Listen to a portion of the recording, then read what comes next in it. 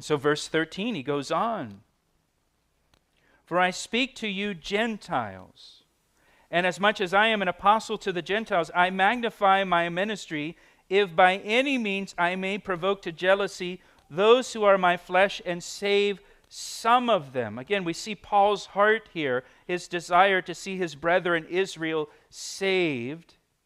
For if they're being cast away, Israel being cast away temporarily, is the reconciling of the world, what will their acceptance be but life from the dead? You know, in chapter 4, verse 17, it says, God gives life to the dead and calls those things which do not exist as though they did. And Paul's point here in verse 15 is the future restoration of Israel will be life from the dead for Israel. You know, in Ezekiel 37, God describes the rebirth of the nation of Israel, and he describes it as a valley of dry bones, just bleached bones in this valley that God causes miraculously to come back to life, and flesh comes back on the bones, and the bones connect to one another, and life is restored, and then God breathes on these bodies, and life is given to them. It's life from the dead. In Ezekiel 37, God says, I'm talking about Israel. This is what I'm going to do with Israel. They're the valley of dry bones, and I'm going to bring them back to life, and it's going to be life from the dead. I don't know if you know this, but Israel didn't exist as a nation for 1900 years. Israel was conquered by the Romans in 70 AD. The Jewish people were scattered throughout the world. And then after 1900 years, Israel became a nation again in 1948. And it was life from the dead. No other people group in history has lived without a homeland for 1900 years and still maintained their identity and still maintained their culture as a people and as a nation. Only Israel. If you think about your own family history, if you've been in America for 2 or 3 generations, your ancestors that came to America from another nation 2 or 3 generations ago, they probably spoke a different language, they had a different culture, they had a different diet, everything was different.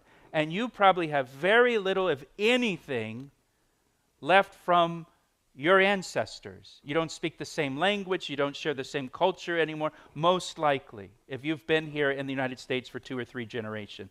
You've assimilated. That's what happens when you no longer live in your homeland.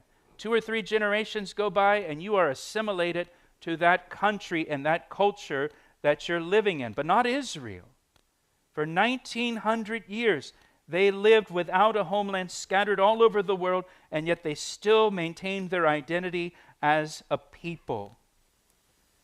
And the existence of Israel and the existence of the Jewish people is a miracle only God could achieve. Israel is life from the dead.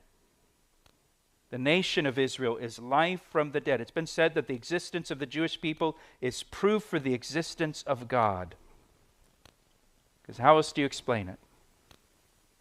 And Israel has been reborn as a nation. Israel will be reborn spiritually when they turn to Jesus Christ. And their acceptance of Christ will be life from the dead. Look at verse 16.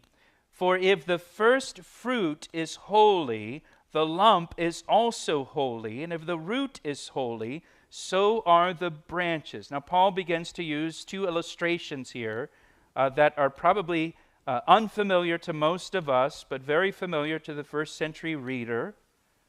And the first analogy Paul uses is drawn from the first fruits offering that we find in Numbers chapter 15. For if the first fruit is holy, then the whole lump of dough is holy.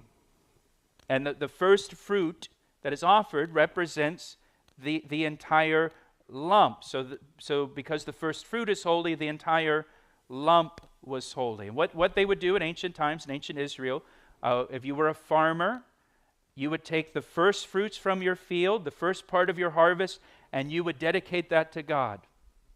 And it was a way of acknowledging that God had provided this for you, and that you are trusting that God will bring in the rest of the harvest for you, right? And all of it is really dedicated to Him. So the entire lump is dedicated to Him, the entire harvest. So what does the first fruit represent in Paul's analogy here? The first fruit refers to the first Jewish believers, the remnant of believers that Paul spoke of earlier in chapter 11. So the first part, meaning that small remnant of Jewish believers, is holy. It's just the first fruits. There's a greater harvest coming in, a future harvest, when all of Israel will be saved in the future.